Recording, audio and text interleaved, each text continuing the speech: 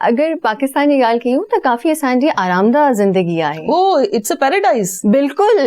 ऐं हुते मतिलबु ईअं न आहे मतिलबु हर सभु कुझु पंहिंजो पाण थो करणो पए। बिल्कुलु, माण्हू सम्झनि था हितां खां निकिरी पाकिस्तान खां, नो डाउट पाकिस्तान में सिक्योरिटीज़ जा कुझु इश्यूज़ हुया उन जे ज़माने में, मां ॻाल्हि पई कयां 2007-8 जी, त इलाही सारा ॿिया बि इश्यूज़ आहिनि, पर उन जे बावजूदि पाकिस्तान जॾहिं पंहिंजा माण्हू हूंदा आहिनि न, तव्हांखे एनर्जी हिकिड़ी अलॻि ईंदी आहे। बिल्कुलु, मज़ो ई ॿियो हूंदो आहे। यकीनन उते बेसिकली वेस्टर्न वर्ल्ड काफ़ी लोनली माण्हू फील कंदो आहे। ईअं ई आहे।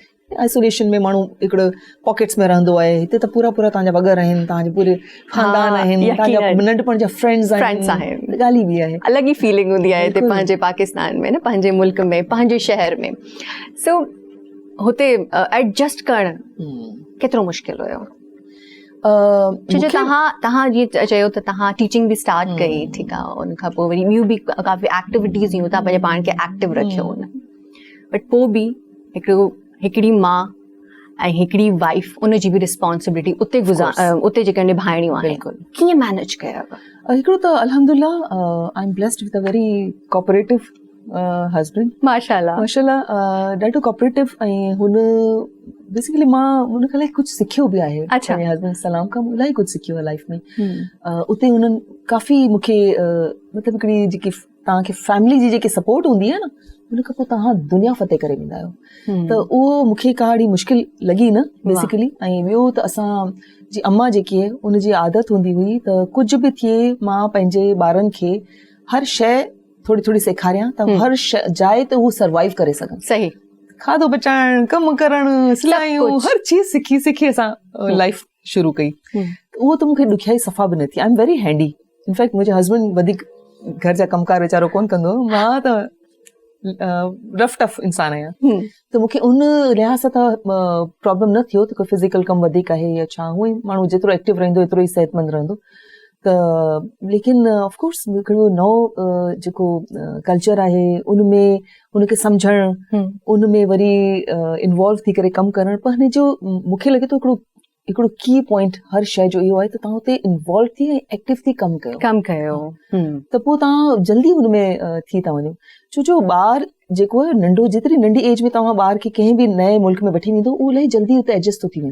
जेतिरी तव्हां वॾी एज में वञो था तव्हांखे ॾुखियाई थी थिए। पर मूंसां ई शायदि ब्लेसिंग आहे त मां हर जगह ते एडजस्ट करण में मूंखे ॾुखियाई न थींदी आहे। मां उनखे एंजॉय कंदी आहियां, नयो हिकिड़ो जर्नी, नयो हिकिड़ो पंहिंजी लाइफ जो चैप्टर समझी करे एंजॉय कंदी आहियां। वाह, ज़बरदस्त ज़बरदस्त। सो अञा ताईं जेके आहिनि तव्हांजो पुटु उते ई आहे? मुंहिंजो पुटु उते आहे। ओके। ऐं पोइ वापसि अचे छा पाकिस्तान खे मिस पे कयो, पंहिंजनि खे मिस पे कयो? डे वन खां मिस पे कयो।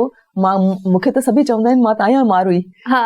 मारुई जे नाले सां वधीक माण्हू सुञाणनि था। त मारुई जेको आहे न हुते कोर्ट में बेसिकली वीचारी फांसी वई। बिल्कुलु बिल्कुलु। ईअं न आहे त मां I was unhappy, I was very happy there.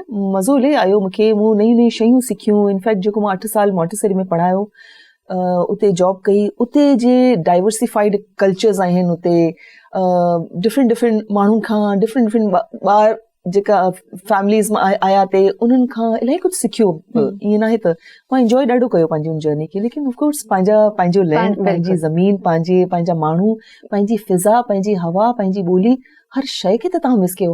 उते खाधा, उते जो वेदर, मूंखे त कराची जेकी लू हलंदी आहे न, गरम हवा, उन सां मुंहिंजी इलाही सारी शयूं एसोसिएटेड आहिनि। मुंहिंजो बाबा मूंखे स्कूल में छॾणु वेंदो हुयो गर्मी में, त मूंखे जॾहिं बि गरम हवा लॻंदी आहे, माण्हू परेशान पिया थींदा आहिनि, मां ॾाढो इंजॉय कंदी आहियां। उन हवा मां मूंखे पंहिंजे बाबा जी आवाज़ ईंदी आहे, मूंखे ॾाढो फ्लेवर ईंदो आहे हर शइ मां।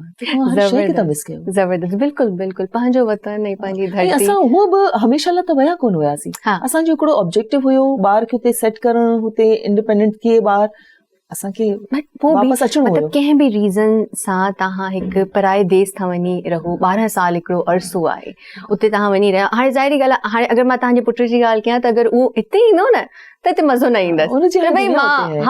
नंढपण में वियो, सभु कुझु हुनजा दोस्त उते, हुनजी हर शइ उते आहे। अच्छा।